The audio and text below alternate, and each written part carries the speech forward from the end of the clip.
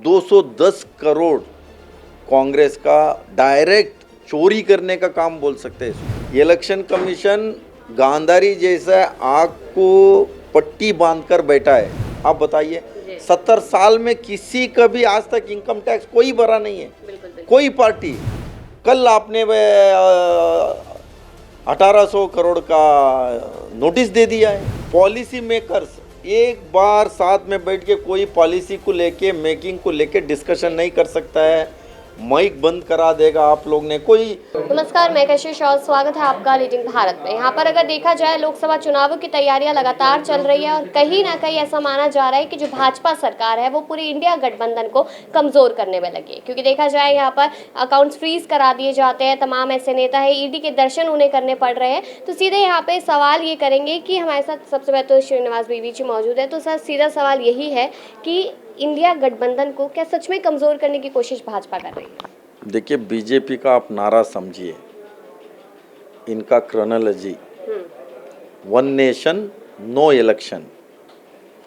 Opposition को किस तरीके से इनको ख़त्म करने के लिए कोई कसर नहीं छोड़ रहे। ईडी क्या कर रहा है? नोटिस दे रहा है, डराने का काम कर रहा है। इनका आईटी क्या कर रहा है? नोटिस देना। सीधे खाते से 210 करोड़ कांग्रेस का डायरेक्ट चोरी करने का काम बोल सकते हैं इसको। डायरेक्ट आप सीबीआई एक्ट में आप देख सकते हैं, उसके लिए फाइन होता है। फाइन में क्या कितना होगा? 10,000, 20,000, 1 करोड़ ले सकते हैं, ठीक है। वो भी कब का है? 94, 95 का आप अब बता रहे हैं। कोड ऑफ कंडक्ट के बाद इनका इलेक्शन कमीशन क्या कर रहा है? इलेक्शन कमीशन गांधारी जैसा आग को पट्टी बांधकर बैठा है, कुछ नहीं बोल रहा है।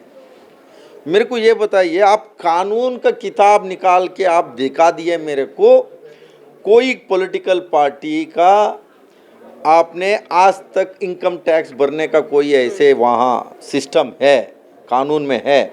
आप बताइए। 70 साल में किसी का भी आज तक इनकम टैक्स कोई भरा नहीं है, कोई पार्टी। कल आपने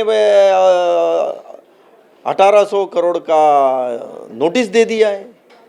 मीन्स ये क्या हो रहा है इस देश में?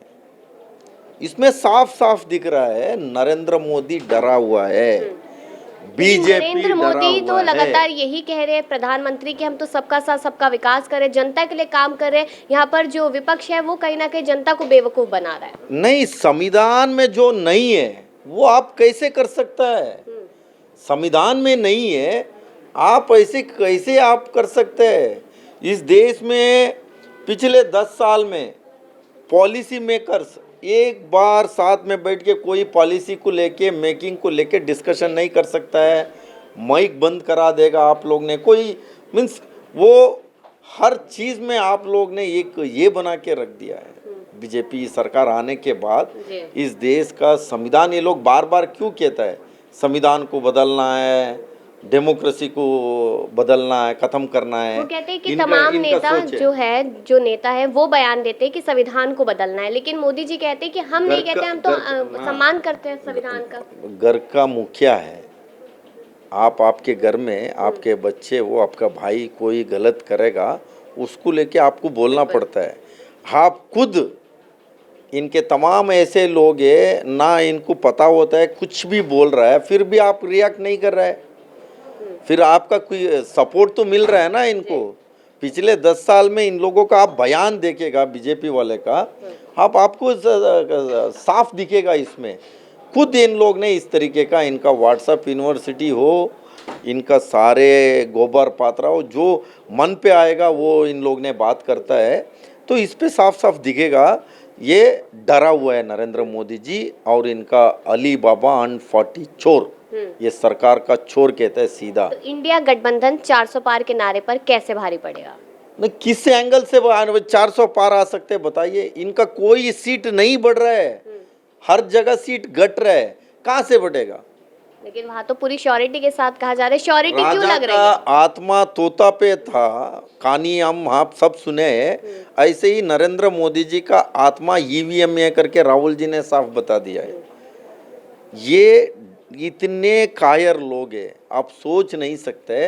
इस देश में 70 साल में पहली बार आप इनकम टैक्स, वो भी पॉलिटिकल पार्टी का, आप मैं ये बात मैं कह रहा है तो आप निकाल के दे सकते हैं। कभी बीजेपी को इनकम टैक्स भरना पड़ा 70 साल में? हाँ, नहीं। अभी कोड ऑफ कंडक्ट के बाद कैसे हो रहा है? इस बात की देश का जनता भी देख रहा है, ऐसा नहीं है। तो कांग्रेस उसके लिए क्या करेगी? बदला लेने का काम, कानून तौर पे लड़ाई लड़ेंगे, सड़क पे भी लड़ाई लड़ेंगे, ऐसे थोड़ी चुप बैठेंगे।